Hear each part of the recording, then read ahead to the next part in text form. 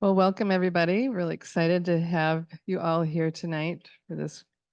I'm very excited about this presentation. My name is Elena Howie. I'm with Act for the Earth. We'll just start tonight with a land acknowledgement. We stand on the homelands of the Dakota Nations.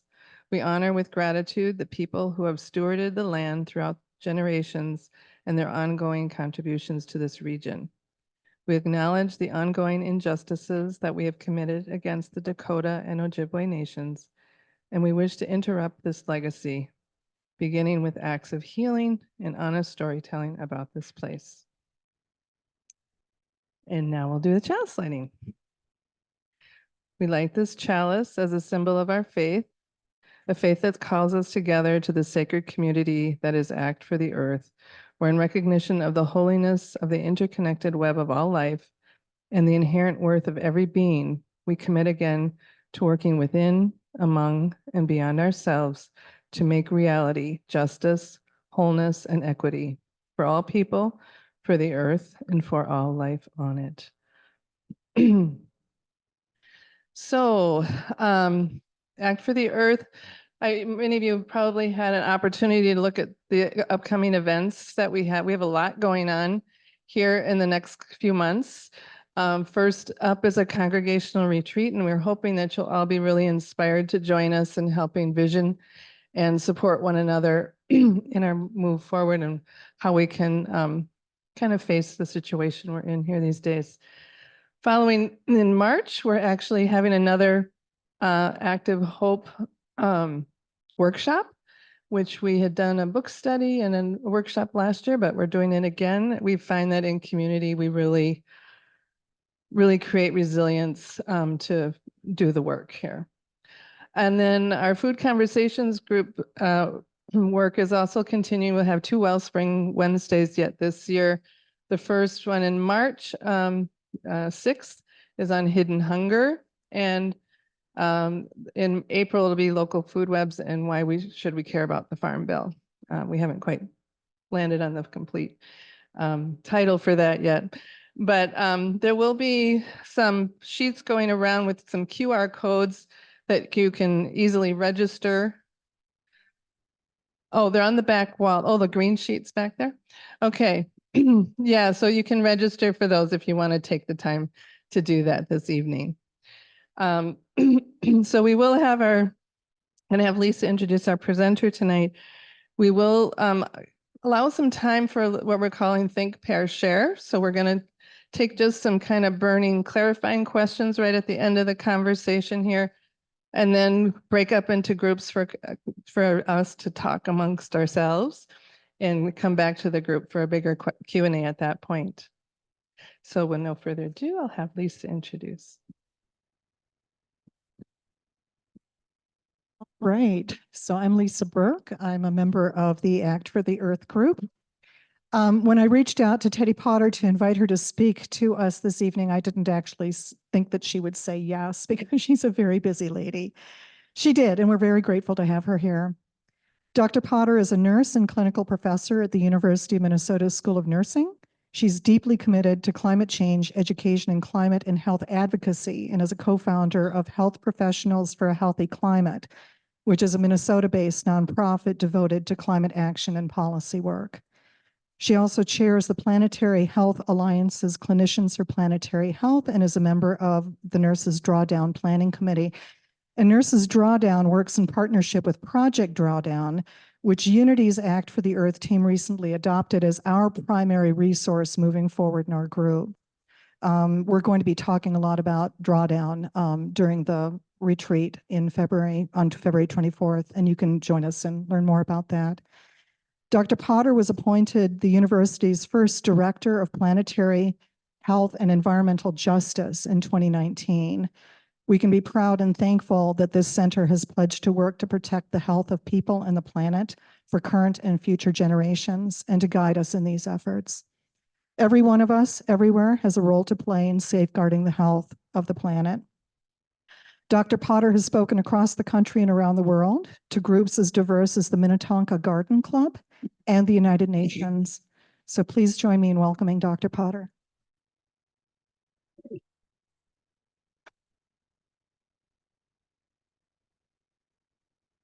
Thank you so much. It's hi, people online. I want you to know you're very included in this circle, even if you can't be present in person. I have appreciated the deep hospitality and kindness of your planning committee and your very warm welcome this evening. And it's nice to be here. So I'm going to speak first and then open it to questions because I might actually answer your question as we go along in the talk.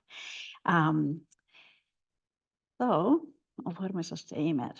Not that one. There we go. So hopefully by the end of the evening, you'll realize that there's a path out of this mess that we're in. And that's what I'm going to be speaking about. But we have to talk about the mess first. I'm glad to hear your land acknowledgement. A part of planetary health is a deep understanding that the real planetary health experts have been the people that have lived and farmed and loved the land for thousands and thousands of years. And that we are the new kids on the block looking at the science of planetary health and how we create policies around it to restore our right relationship with our neighbors and all life on the planet. So the indigenous peoples around the world represent a very small number of people, but they're responsible for living upon and maintaining 80% of our biodiversity. So we take their knowledge and who they are and their value system very, very seriously. As guides in our practice. If you're not aware, the state of Minnesota has 11 indigenous nations. And we're on Dakota land here in the southern part, but the Ojibwe or Anishinaabe land is up north. I'm going to just share this story because I love it so much. The Anishinaabe people have a prophecy, the seven fire prophecy, that marked different eras in their people's history. They were originally located on the east part of the United States, the eastern part of the United States.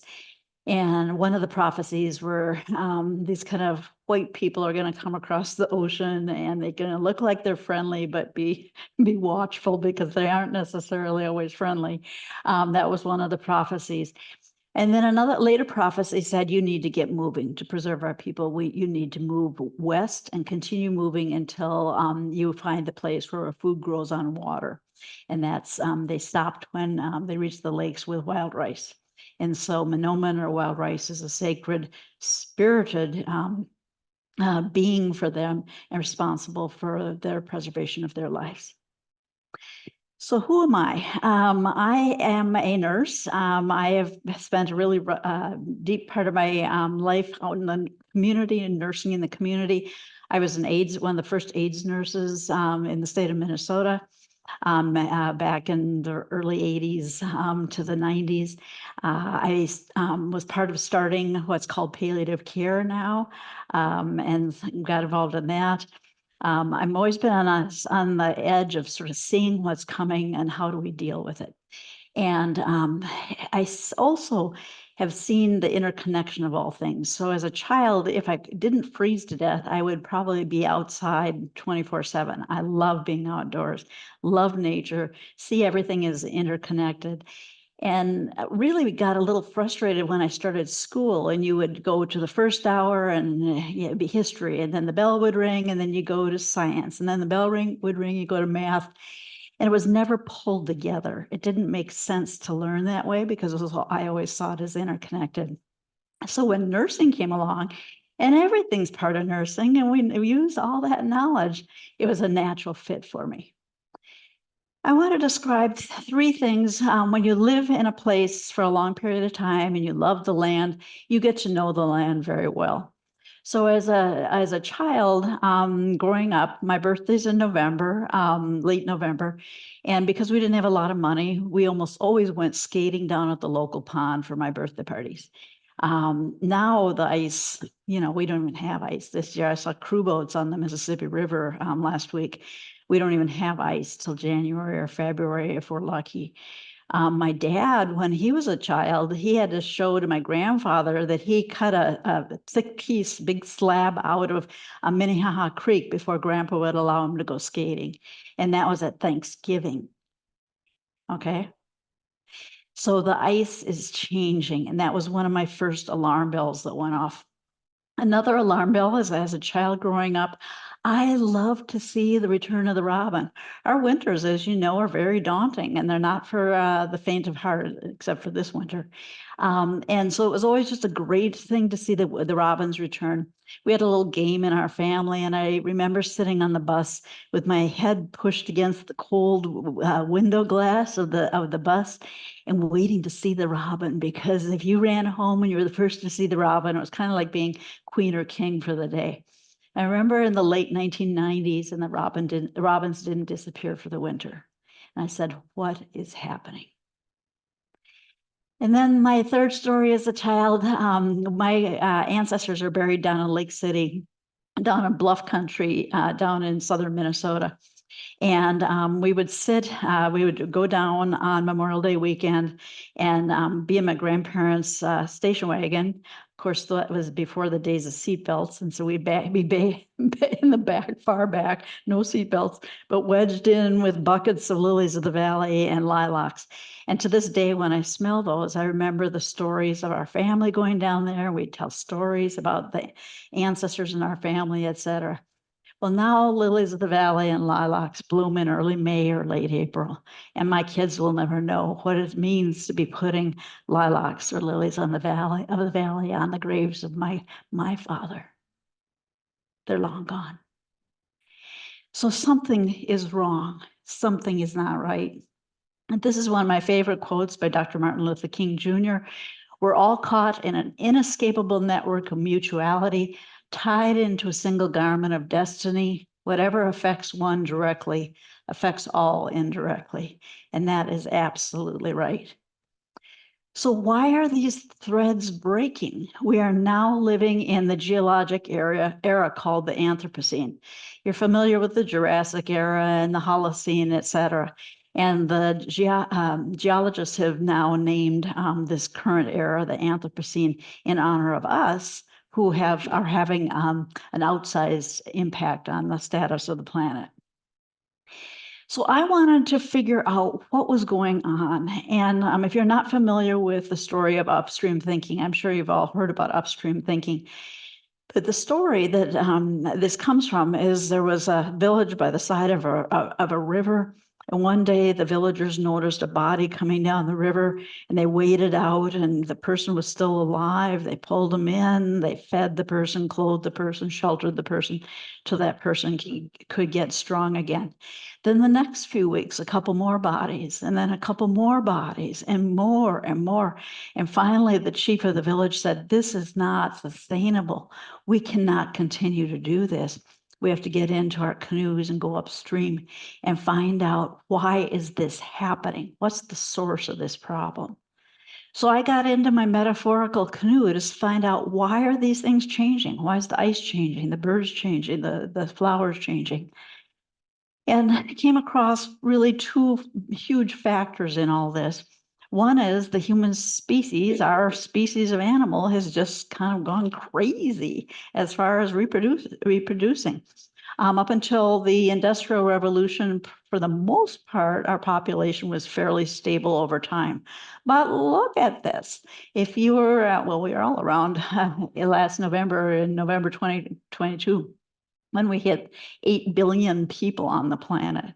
Now, I'm not against people. It's not that I think people are bad or, we should do away with people. That's not the message at all.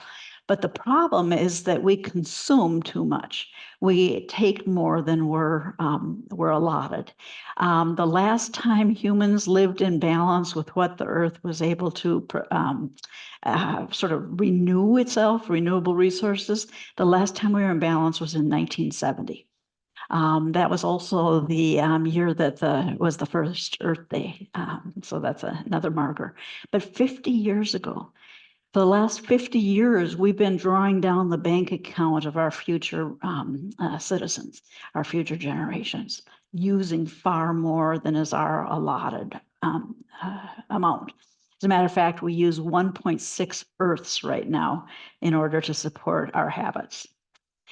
And we're causing the planet to change. And I would love to say that it's just climate change, but we're causing the planet to change in many, many ways. And these are all human-caused problems.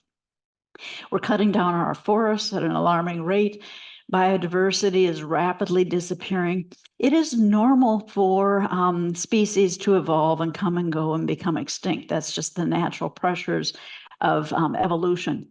But we're now at an extinction rate of 1,000 times normal. This is not acceptable, and we're in a lot of trouble. Oceans acidifying, land is becoming desert, soil, air, and water pollution, rivers are drying up, extreme weather events, which we know. Temperatures are increasing and sea levels are rising. And that is what we are causing.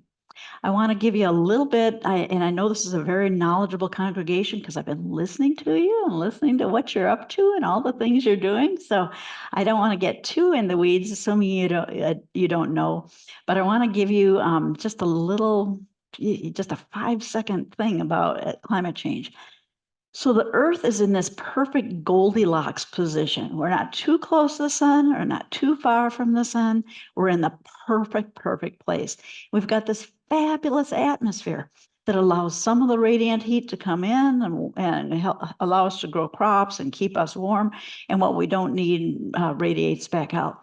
It is lovely. It is a perfect spot until we started gumming it up and causing our atmosphere to have more particulate matter in it. And that's related to the burning of coal and other fossil fuels.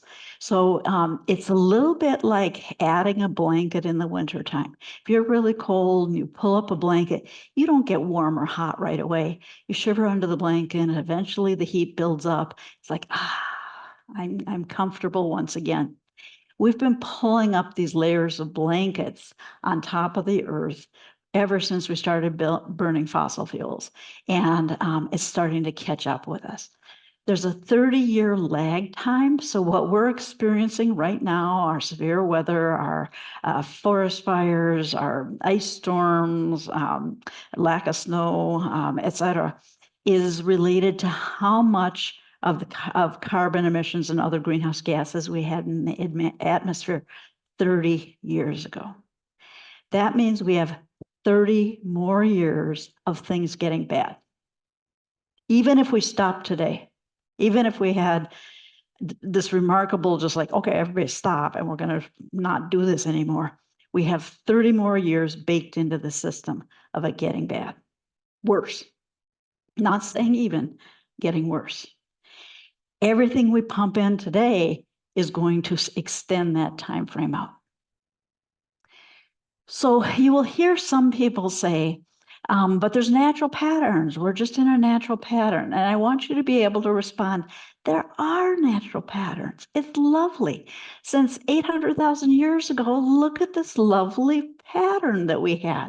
And we can tell this by the ice cores down in Antarctica, how much CO2 bubbles were trapped in the ice core and what the warmth of the planet was, and et cetera.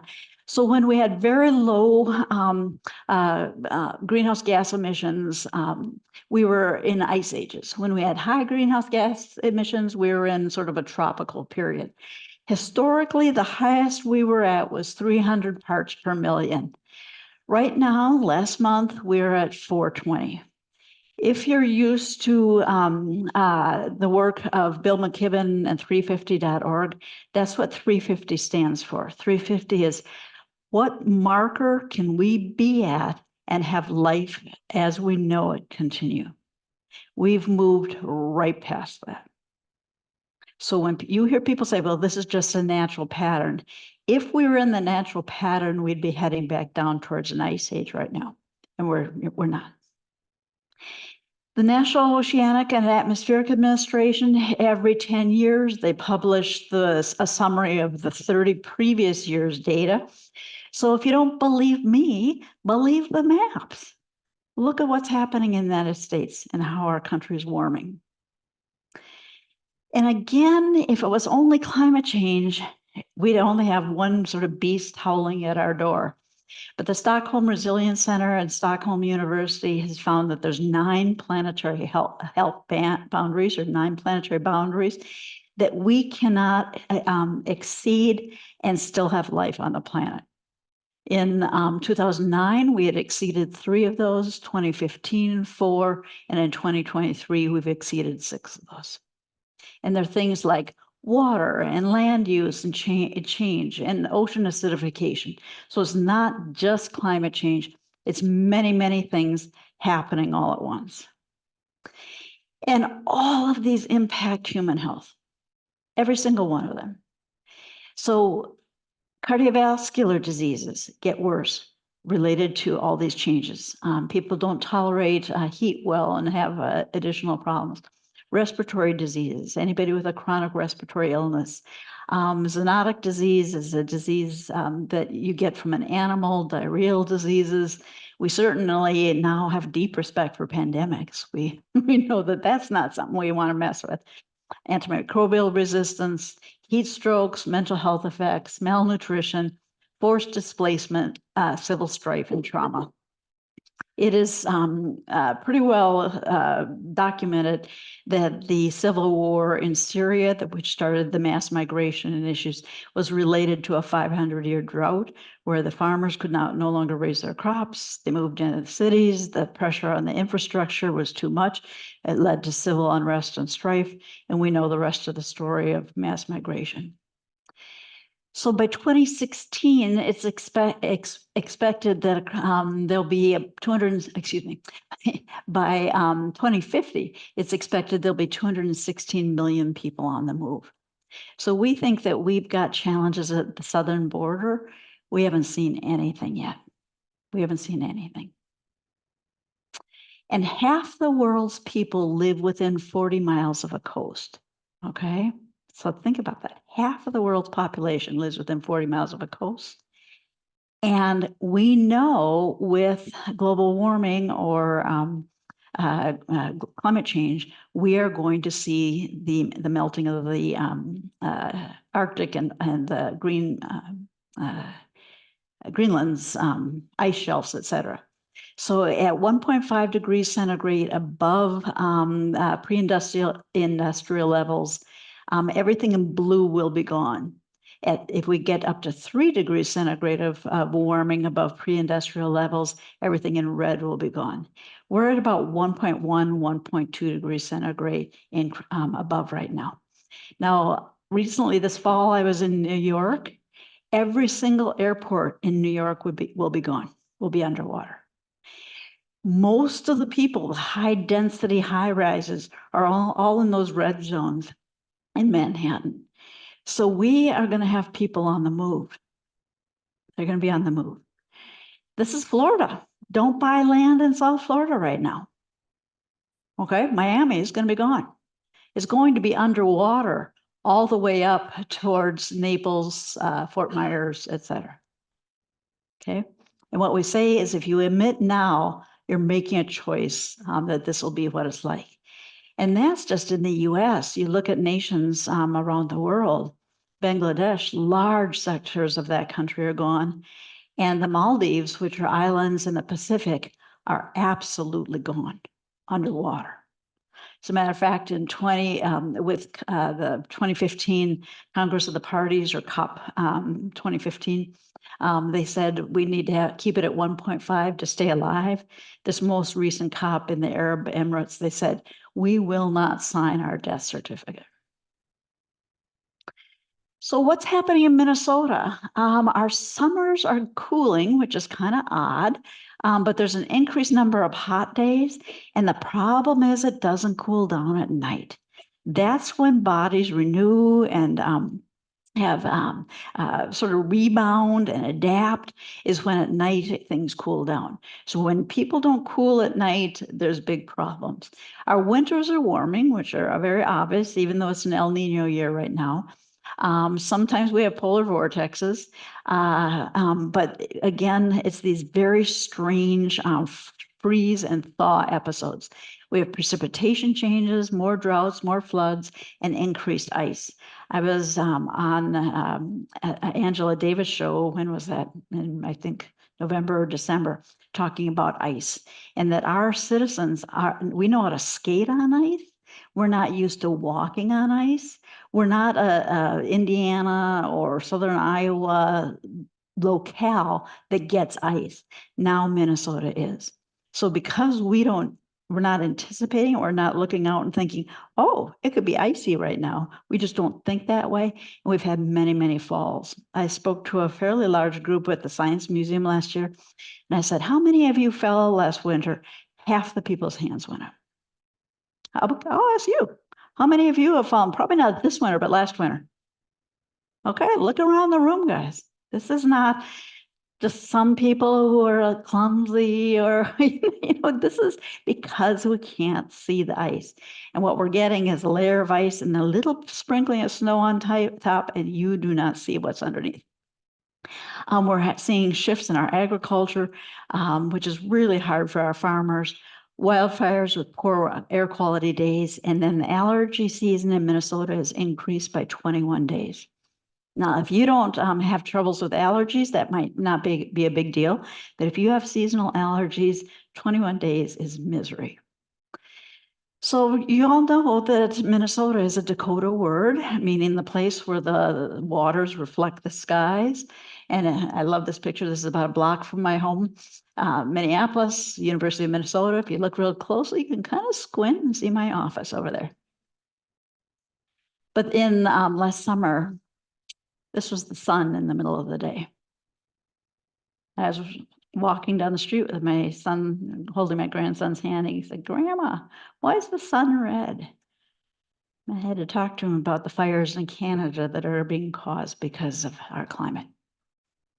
And this was our air quality around that time. We should be in the 30s. This is dangerous for everyone. Now, if you lived in California, you'd know it was dangerous for everybody. And everybody would have an app, an air quality app on their phones, and they'd look at it in the morning and they'd go with, okay, this is what it is. We don't. We're used to blue skies. So I saw people out, kind of huffing and puffing as they're jogging, and little kids outside and people coughing, because we don't pay attention to this. And this is going to have to become part of our language.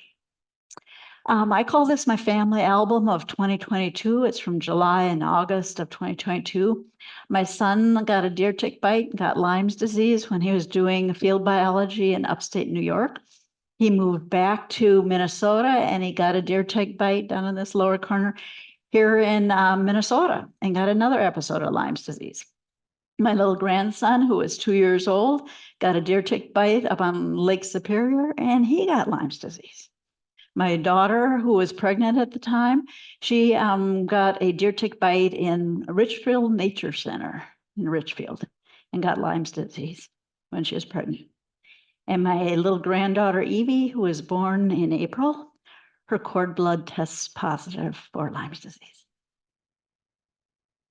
Okay, this is what's happening. And who would expect this? Who would expect that they'd have to rescue fishermen out on Red Lake because it was 50 degrees the day before New Year's? And the ice was not thick enough. So this was from the 2019 Lancet countdown.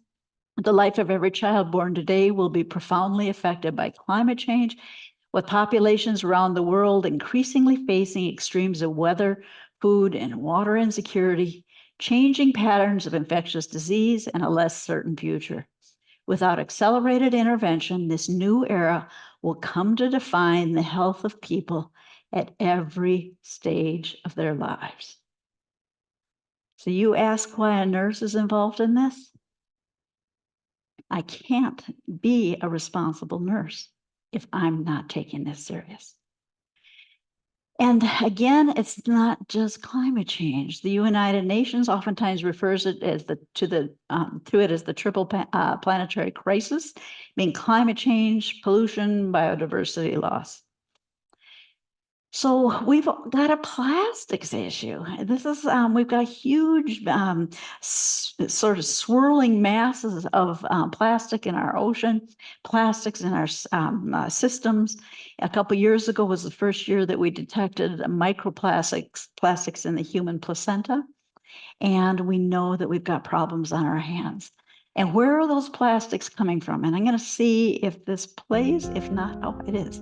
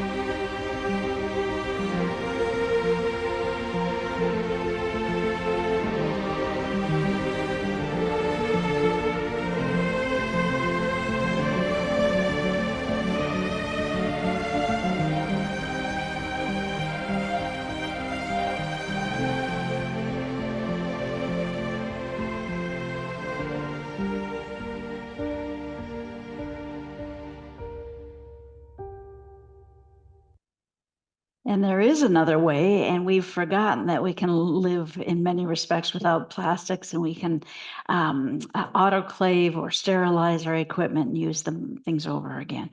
But we've forgotten that. And we've also been sold sort of a bill of goods that infection rates rise if you're not using single-use plastics. I'm here to say that down in Cuba, where I bring students who study their healthcare system, most of their products are glass and reusable and things that they sterilize, and their infection rate is extremely low. So we need to examine our behaviors. This is just an example showing what's happening to the species around the planet and how much we are losing. And it's just again since 1970. And sometimes students will say, well, I'm more concerned about humans. Why should I care about the loss of these species? And then I call their attention to these, and that's our pollinators. We cannot have adequate nutrition if we don't have food that's being produced. So we've all had a hand in this. This isn't just about pointing a finger at the fossil fuel industry or certain other industries. This is about saying we've gotten off the path, we've gotten off track, and we need to change radically. And we can also all have a hand in healing the planet. So that's the tough stuff. That's the tough stuff. If I didn't care about you so much, I wouldn't cover the tough stuff, because it's so tempting to want to get to the good news. But we have to be very, very aware and knowledgeable in what we're doing to the planet.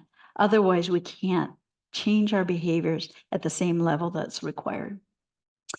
So that brings me to planetary health. Planetary health is a solutions-oriented, that's a good thing, transdisciplinary field. That means it requires all of us, and social movement focused on analyzing and addressing the impacts of human disruptions to Earth's natural systems and how it impacts human health and all life on Earth.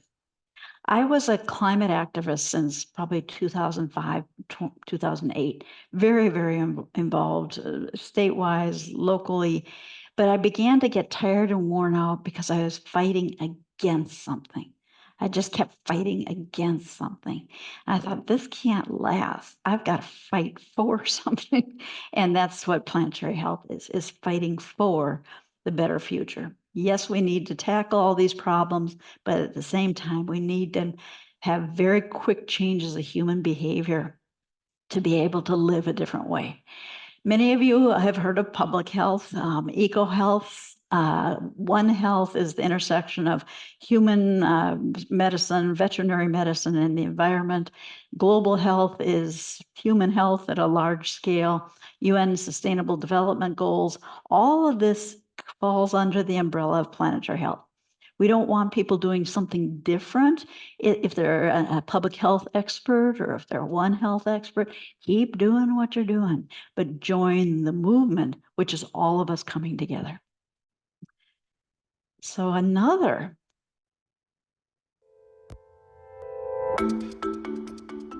Planetary health is a new field and social movement focused on addressing the human health effects of the Earth crisis. Planetary health research teaches us that our dismantling of nature has become an urgent threat to our own health and well-being. Climate change, loss of biodiversity, and other forms of global environmental change are interacting to affect the core foundations of human well-being, from the quality and quantity of food we can produce, to the quality of air we breathe and water we drink, to our exposure to infectious diseases and extreme weather events. Every dimension of health is being affected.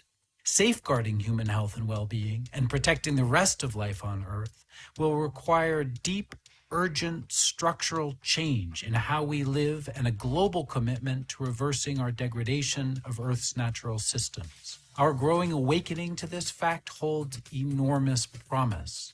Looking out across the domains of global food systems, energy systems, manufacturing and the circular economy, and urban design, we see a rich landscape of solutions. We can imagine a world in which we have extended today's remarkable gains in renewable energy technology and moved to a post-combustion energy system. A world where we're producing food and manufactured goods with dramatically reduced ecological inputs, and a world where most of us are living in cities that have been designed to optimize physical, mental, and cultural health while allowing nature to regenerate. The moment we face calls for more than rapid innovation in our technologies and practices. Underneath the Earth crisis we have created and the global health crisis that it is precipitating is a spiritual crisis. The reverence and awe that most of us feel toward nature has lost its authority in guiding our decisions. We will need to weave a new fabric with threads from indigenous knowledges, the world's faith traditions, literature, and the arts that reasserts our spiritual connection to the natural world and interdependence to one another. Our planet, our health, the state of Earth's natural systems, and the well-being of humanity cannot remain disconnected. We know what needs to be done. We have the solutions. It all depends on what we decide to do right now, today. Please join the Planetary Health Movement. So how are we doing a movement? How are we doing this? It's a global movement.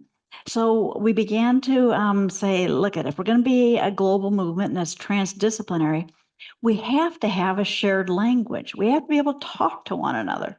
So we brought together 24 experts from around the world who all had expertise in different areas. And we said, okay, what do we need to teach all of the students who are training for our fields, and they all need to learn the same thing? Well, we started out with 500 different things that we had to teach. Those of you that are former teachers, 500 things are not going to be added to the curriculum anytime soon. So we kept winnowing it. We kept bringing it down until we came up with 5 core domains. And these are the 5 core domains that allow a nurse to talk to a farmer, to talk to an engineer, to talk to a judge. We're all sharing the same language. These 5 core domains are interconnection within nature. If we don't get that right, we're totally out. Interconnection within nature is not about humans here and nature's here. We need to reconnect. That sense of being separate is what has gotten us in the mess that we're in. It's allowed us to pollute rivers, blow the tops off mountains, indiscriminately harm land, etc. We have got to understand, as the indigenous people do, that humans and nature, we're part of nature. We're part of the same thing. What you do to nature, you do to us. It's all interconnected.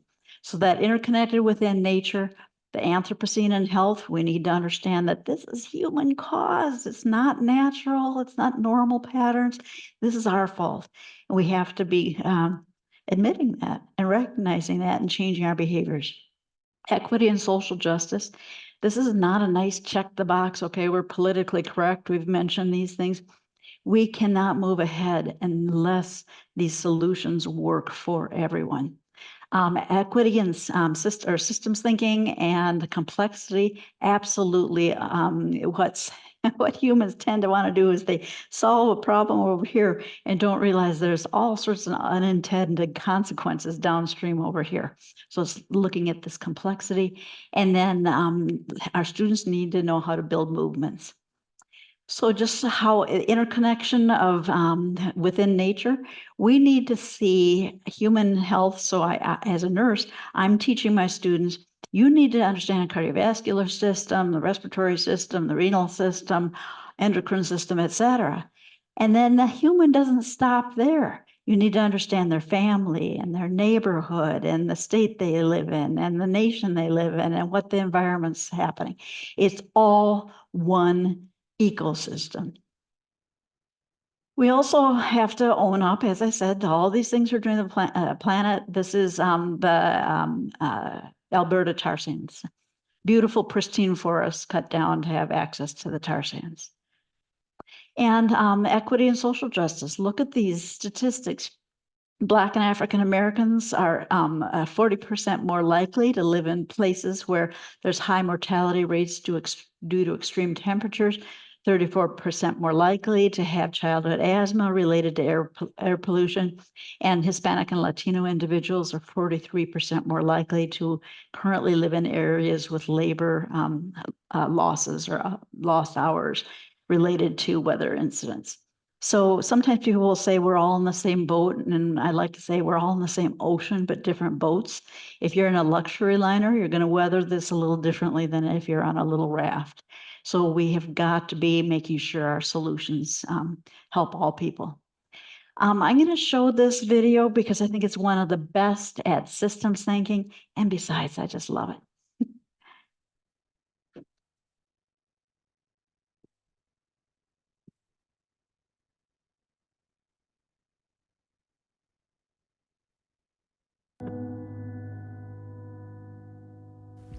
One of the most exciting scientific findings of the past half-century has been the discovery of widespread trophic cascades. A trophic cascade is an ecological process which starts at the top of the food chain and tumbles all the way down to the bottom. And the classic example is what happened in the Yellowstone National Park in the United States when wolves were reintroduced in 1995. Now, we all know that wolves kill various species of animals, but perhaps we're slightly less aware that they give life to many others. Sounds strange, but just follow me for a while. Before the wolves turned up, they'd been absent for 70 years. That the numbers of deer, because there was nothing to hunt them, had built up and built up. They'd managed to reduce much of the vegetation there to almost nothing. They'd just grazed it away. But as soon as the wolves arrived, even though they were few in number, they started to have the most remarkable effects. First, of course, they killed some of the deer, but that wasn't the major thing. Much more significantly, they radically changed the behavior of the deer. The deer started avoiding certain parts of the park, the places where they could be trapped most easily, particularly the valleys and the gorges. And immediately those places started to regenerate. In some areas, the height of the trees quintupled in just 6 years. Bare valley sides quickly became forests of aspen and willow and cottonwood. And as soon as that happened, the birds started moving in. The number of songbirds and migratory birds started to increase greatly. Otters and muskrats and ducks and fish and reptiles and amphibians. the wolves killed coyotes. And as a result of that, the number of rabbits and mice began to rise, which meant more hawks, more weasels, more foxes, more badgers. Ravens and bald eagles came down to feed on the carrion that the wolves had left. Bears fed on it too, and their population began to rise as well, partly also because there were more berries growing on the regenerating shrubs. But here's where it gets really interesting. The wolves changed the behavior of the rivers. They began to meander less. There was less erosion. The channels narrowed, more pools formed, more riffle sections, all of which were great for wildlife habitats. The rivers changed in response to the wolves.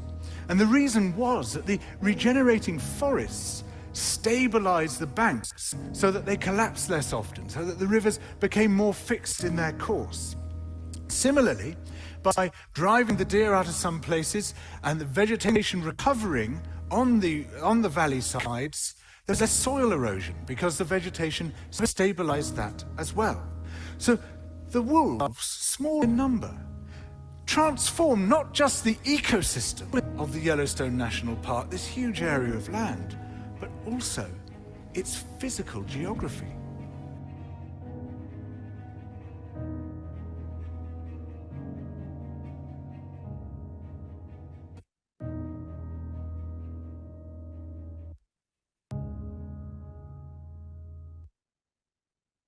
So the planetary health message is be wolves.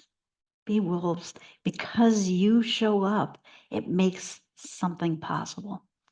And then that's about movement building. There was once a day when people, I don't want to put things in recycling. I don't believe in recycling. Well, now everybody comes down with their little, carts. It's just what we do. So be part of changing that. Then if we have a shared language, we need a shared vision. And the shared vision is called the Sao Paulo Declaration. What are we trying to accomplish? This was going to be announced at the Planetary Health Alliance meeting in Sao Paulo, Brazil, and the pandemic happened. So it was a virtual event, but we still got the Sao Paulo Declaration passed. I want to take a moment to just say this year, the Planetary Health Alliance meeting is in Kuala Lumpur, Malaysia, and you can attend virtually if you wish for $10. So it's really good opportunity. If this is something that interests you, planetary health, you can attend for $10. So this is what we're calling for. And some of you have said Joanna Macy, and it's absolutely very similar in this approach. We're looking for a great transition. We need rapid and deep structural changes across most dimensions of human activity. It requires rethinking our values and our relationships within nature, and moving from human exceptionalism and domination and scarcity to equity regeneration. It'll take practitioners, scholars, policymakers, everyone across all dimensions to pull this off. Every place, every person in every place from every calling has a role to play to ensure planetary health for future generations. So what's it calling you folks to do? There's a chapter for all of us. There's one for the health sector. There's one for businesses, people who build the built community. This is what it calls people who gather in spirit places to be doing. This is what our contribution is to the great transition. We have got to be creating a sense of unity and solidarity. We know this. Our entire nation is pulled apart right now, and we need to be pulling it back together in unity and solidarity, helping people understand the importance of these ancient teachings and wisdoms, renewing the sense of awe and reverence, looking at a moral dimension of protecting all life on Earth, and getting involved with planetary health education, training, and taking action. So you may say I'm a dreamer, but I'm not the only one.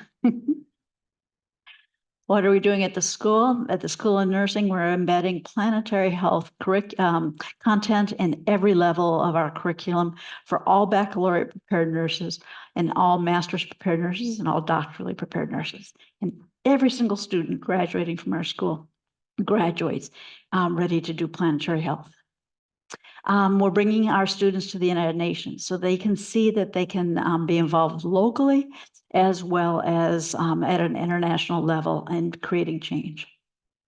And then I've been working with the international nursing community, the International Council of Nurses, to develop a position statement that will guide the practice of 40 million nurses around the world. So that is what I'm doing. But most of all, I'm caring for my grandchildren, deeply, deeply caring for them. This is my grandson watching me give a talk.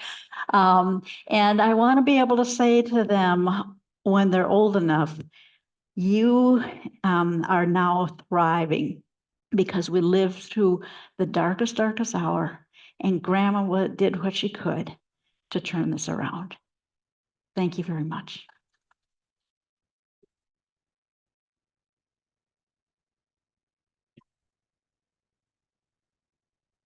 Thank you so much. We'll get more of a chance to ask Teddie a few questions a little bit later, but I think what I'd like to do, we are going to talk with each other about things first. Think about it ourselves and talk about it ourselves. So I'm going to just introduce your question here with an excerpt passage from the book Active Hope by Joanna Macy. Ernest Ness introduced the term ecological self to describe the wider sense of identity that arises when our self-interest includes the natural world. Recognizing ourselves as part of the living body of Earth opens us to a great source of strength. We come from an unbroken lineage that has survived 5 mass extinctions. Understanding that we are an intrinsic part of the living Earth lies at the heart of indigenous belief systems around the world.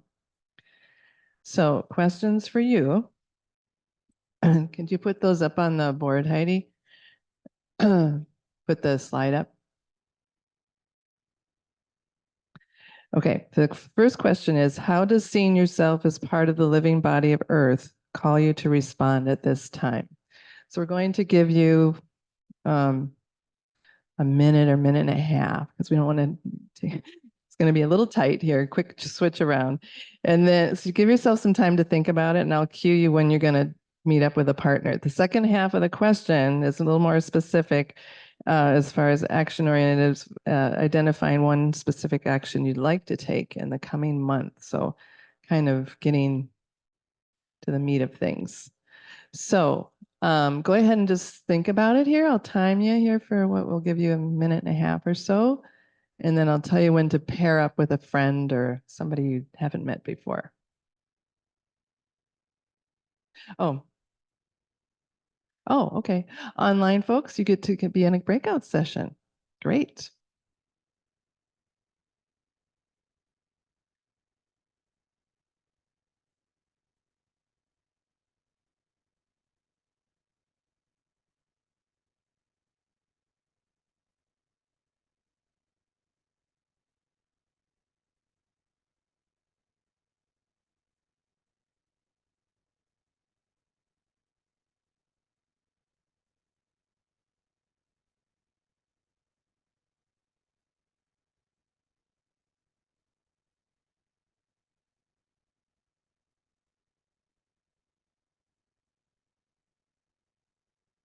Okay, so I'll give you each a couple minutes. So I'll tell you when the first person shares for a couple minutes, and then I'll say when it's time to switch, so you each have equal time.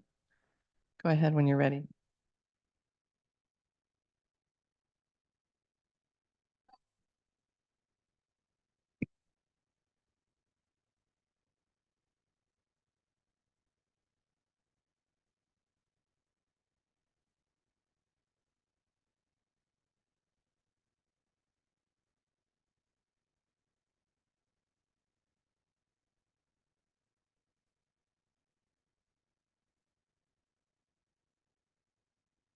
You're working with a buddy, one person to share with.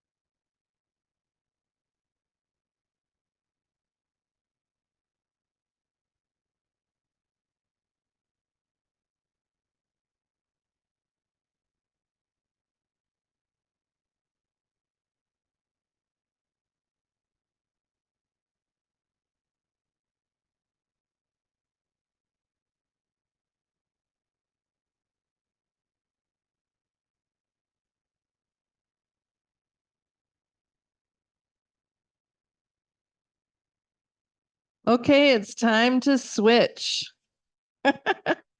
I know this may be just a start of a conversation, but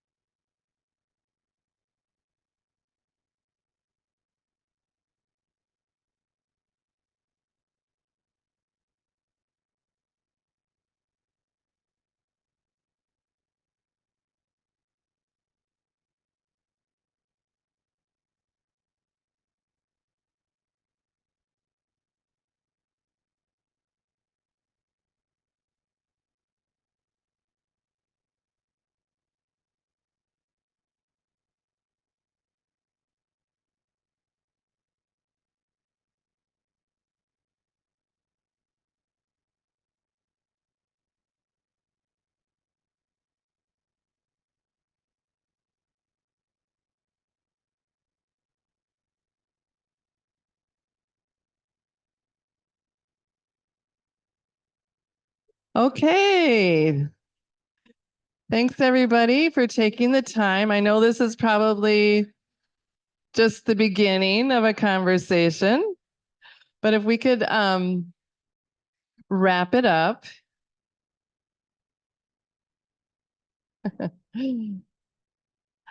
All right.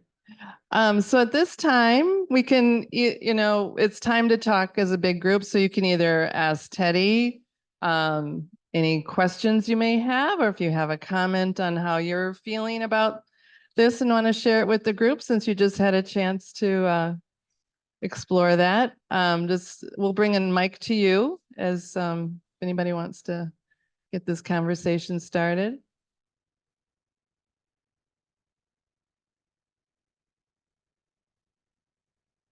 I have a question. Do you bring in things like grocery stores and things? Because like, like I shop co-op and there's less waste there and all that. I don't know if that plays into it because we were thinking of even things that the co-op could do and that we could do to have less. Oh, absolutely, absolutely. As you've noticed with the planetary health piece, it's shifting all our human behaviors. So how food is produced, how it's eaten, what we do with it, how much waste is produced related to the food that we purchase. What's our diet? Is our diet local as much as possible? Is it seasonal as much as possible? All of those things are important. If you're a member of a co-op, I do think people want to do what's good for them, what's good for the planet, what's good for their health, but they're not quite sure what to do. And so some more, literature available to people or online information of how do you eat a diet that's good for the planet and good for yourself would be a great thing.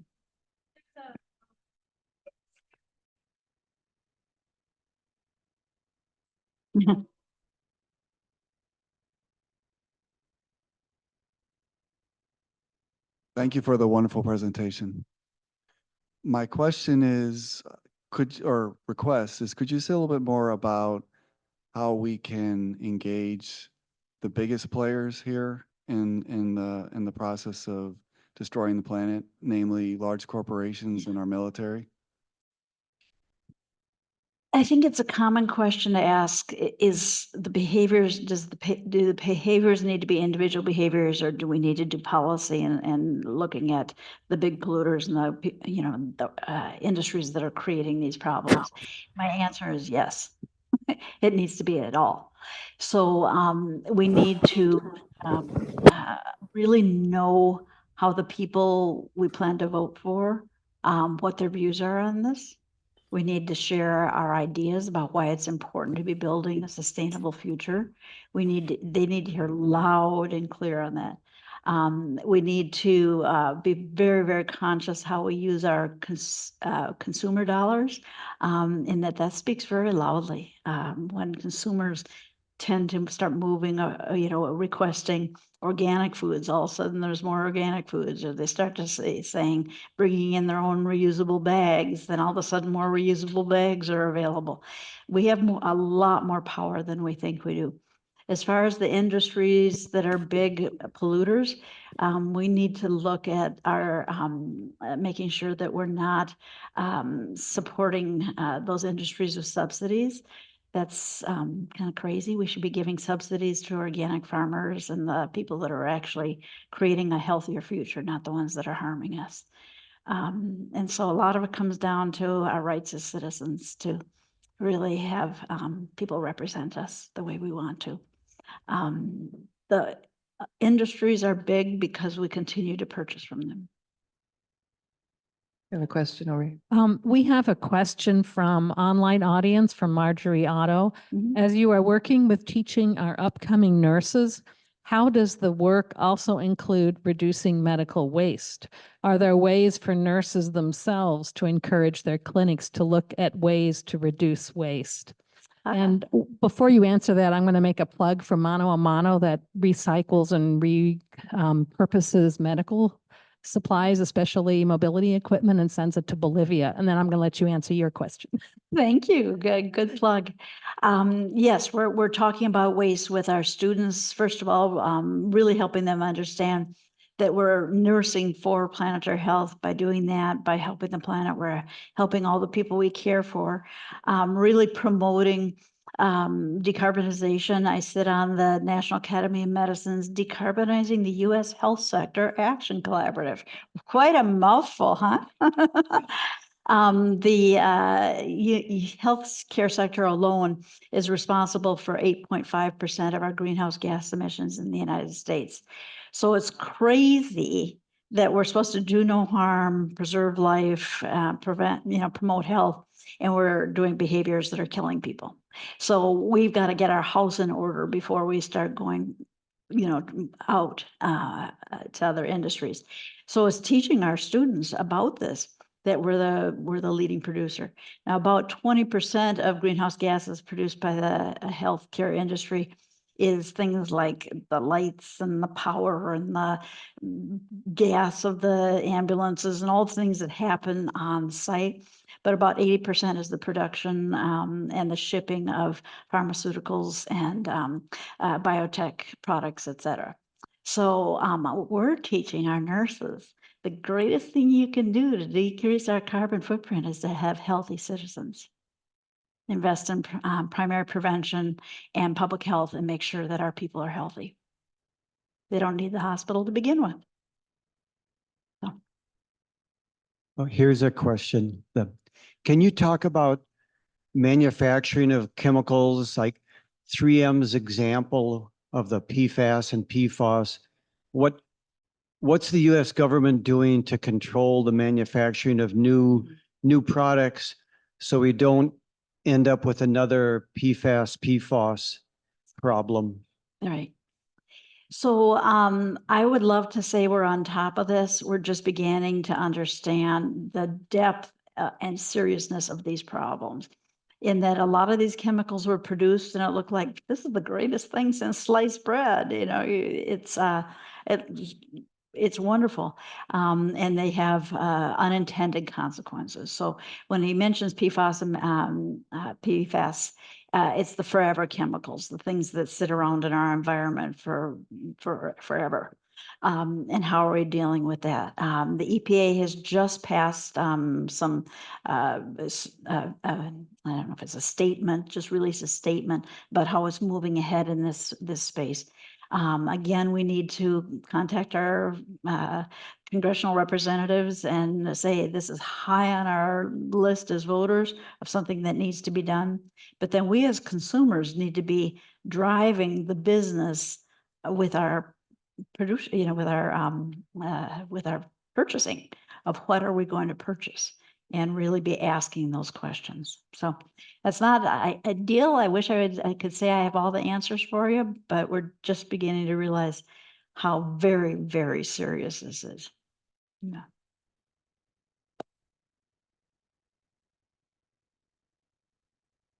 Another online question from two people. Marjorie Otto again asks, are there ways patients can encourage their clinics and hospitals to reduce this medical waste?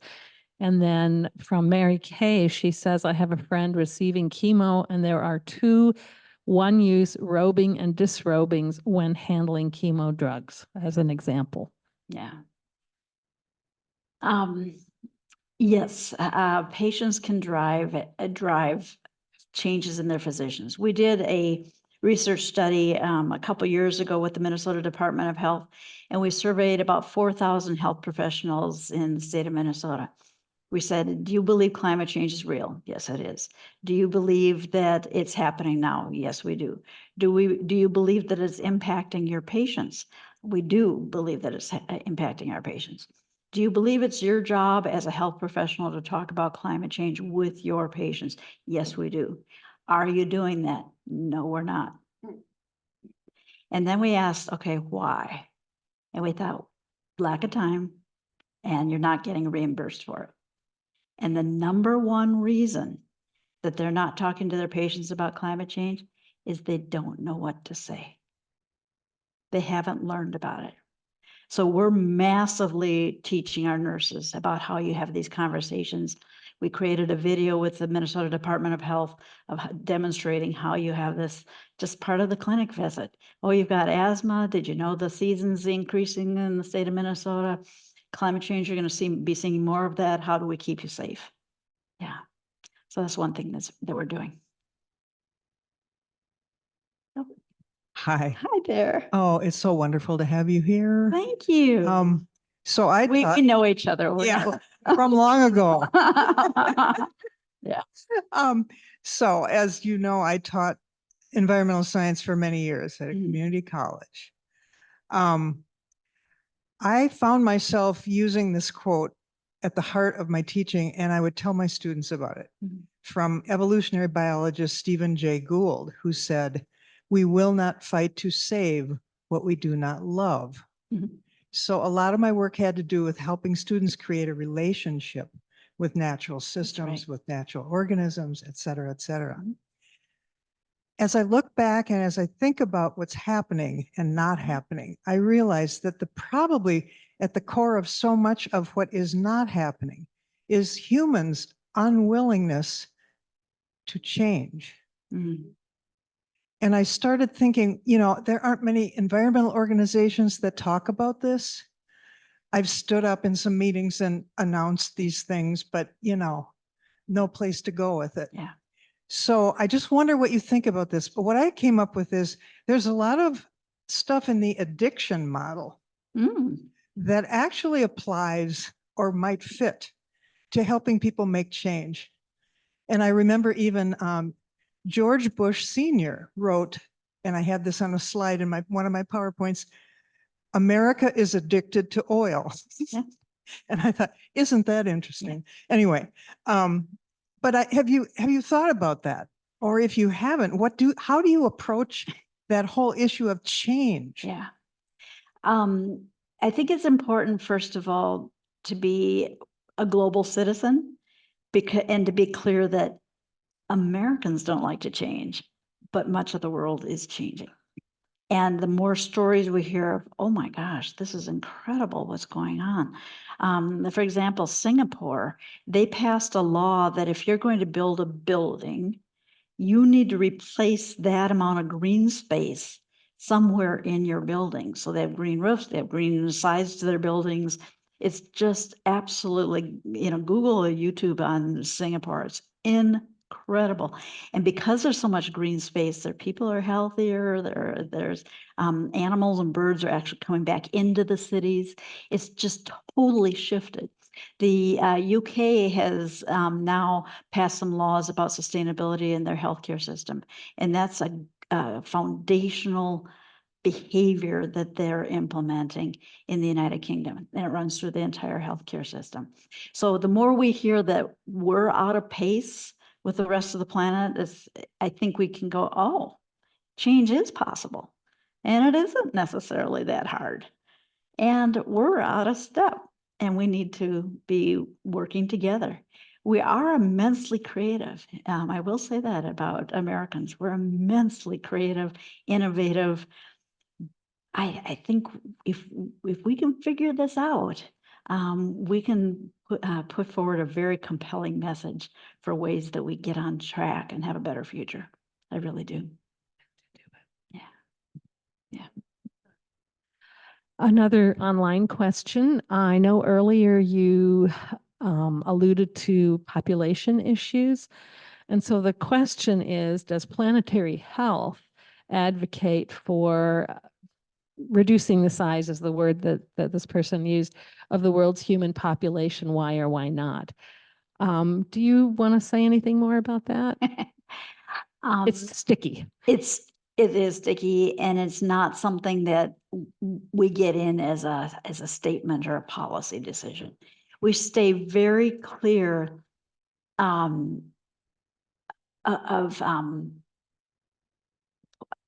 putting blame on people or shame on people. Nobody changes because they're ashamed.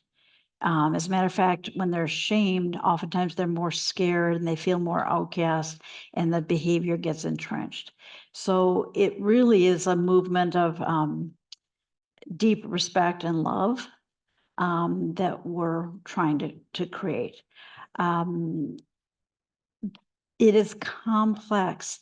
If your chances of losing a child are far greater, if you lose 1 out of 5 children, you're going to probably be more likely to have larger families than if you're guaranteed that your children will have access to adequate care and vaccination and all the other things that help them, nutrition and adequate life.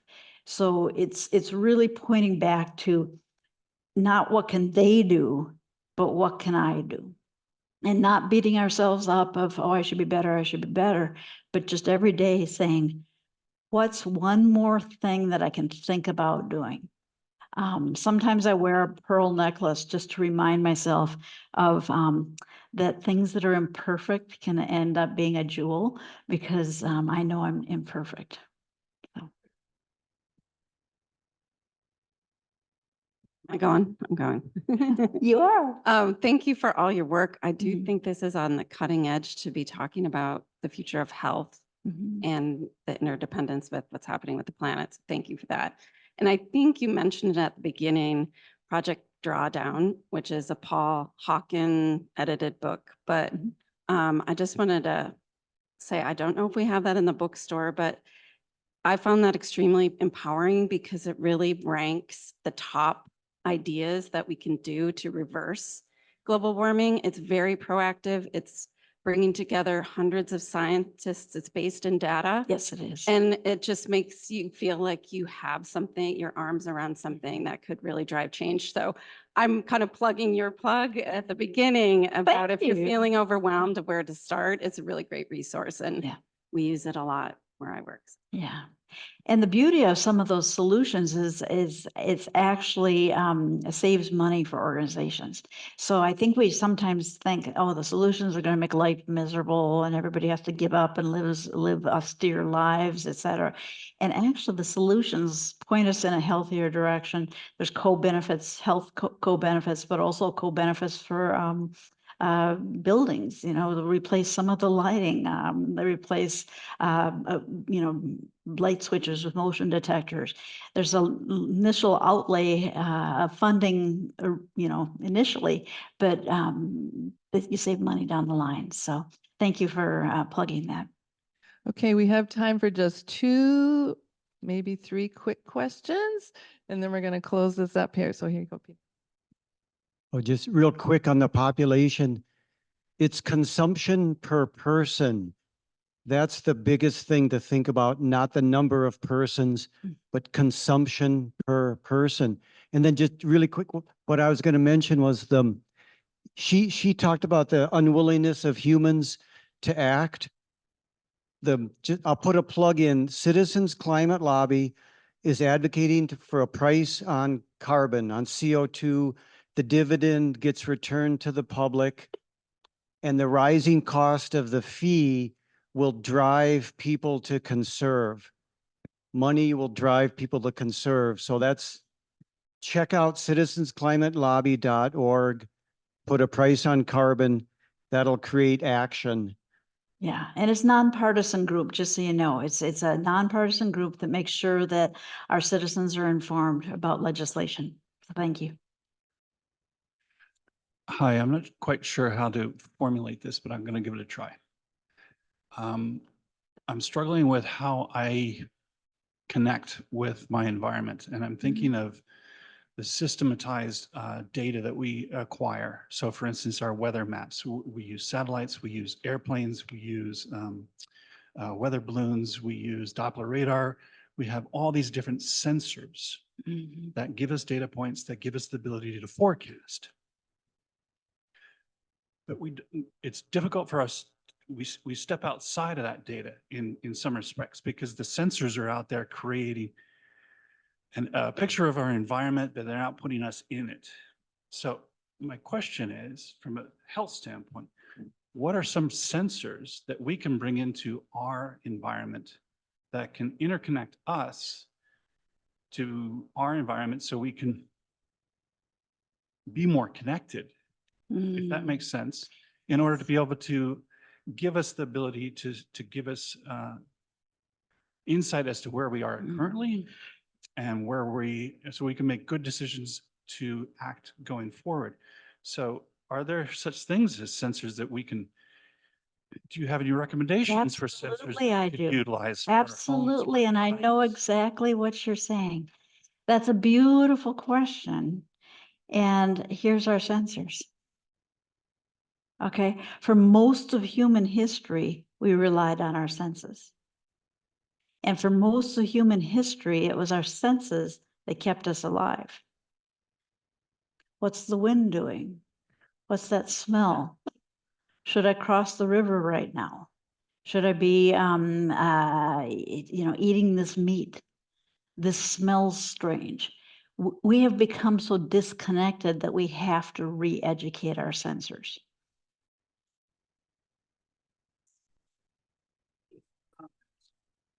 I don't think so. I don't think so. I really, really think that our bodies are amazing. They're programmed to be sensitive to environmental shifts, even the most subtle environmental shifts. And it's just being attuned, awake, aware, but it requires a practice. If we cut ourselves off, we just can't sense those things. Sometimes my kids would say, Mom has eyes in the back of their head. And it's like, yes, I do. Because I have my sensors up. You have your sensors up for your children. It's like, okay, they answered that question a little funny. They have a little strange sense of, tone of voice. We have these sensors. It's beautiful. And it has, as I said, worked for thousands of years and have kept us alive. And we will feel fully alive, fully connected, fully engaged with one another when we learn to listen to that again. And it doesn't require much. One plant in your office, putting your window up so we have a lot more fresh air coming in. Being aware of what we're purchasing, that every apple doesn't have to look the same and all be coming in a line like this. Being just aware of everything and not being I guess, lulled into the only data that counts is stuff on a screen. The data that counts the most is the data that my body's picking up all the time. Yeah, but we might need to learn how to do that again. Okay, I just want to do a quick plug to take action on everything we're talking about. Rewiringamerica.org. Write that down. It's got a ton of stuff for homeowners to make change and to reduce your energy consumption. To the gentleman's point over there, I've been in panic mode since 2000. Anybody who knows me knows I've been a pain in the butt since then. Because when I was growing up, we had 2 weeks where the high was sub-zero. We had 2 weeks where the high was sub-zero, and I'm looking around and like, okay, what is everybody else doing? Is anybody else getting the message here? So 50% of industrial solar arrays that are going up out in the boondocks in the country are being denied because people don't want to look at solar panels. So I'll get out of the weeds, but I mean, this is, it's game time, people. It is game time. All right, Kathleen's going to send us out. Thank you. Well, first, can we just thank our speakers so much? Teddie Potter, thank you. Beautiful. You brought together so many threads, and you reminded us, of course, this is an environmental issue, a political issue, and a spiritual issue, as we deeply appreciate, love, nurture, and support the world, the planet, the globe, which nurtures and supports us. So I'm not going to be long-winded because I know we're wrapping it up here, but I do want you to just take a moment to breathe and maybe close your eyes and remember a sacred place, a special place that you go to, either a physical place or a place that you go to in your mind's eye on this planet that nourishes you, and hold that image for this sending forth.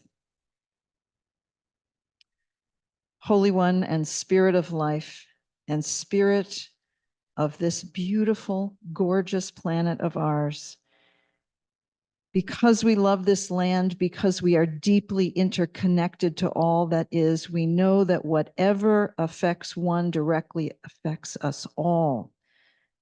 And we cherish the particulars, the way the ice edges on the trees, the first pop of the forsythia, the refulgence of summer, the glorious riot of fall. And we love all of these and so much more, and we fear its loss. And we wonder if this planet can be repaired. Amidst the grief that we feel and the fear, we also feel hope. And the hope is within us. And so tonight we give voice and prayer to the helpers, the healers, for the climate change justice warriors, for those who raise a voice, a pen, the red flag, their hands in healing the planet. We bring our anger, our fears, our hopes, and we find our courage. The courage and the passion with the fierce urgency of now to save ourselves. And in so doing, we save this gorgeous planet of ours, which is so precious. So as we go forth into this beautiful night, may we look up and see the stars. May we smell the crisp night air.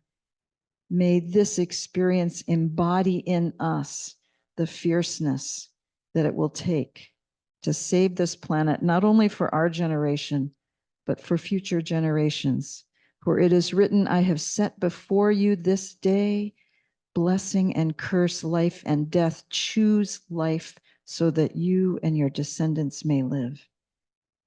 May we be inspired and empowered by this message to choose life for our planet. Amen. May it be so. And thank you again.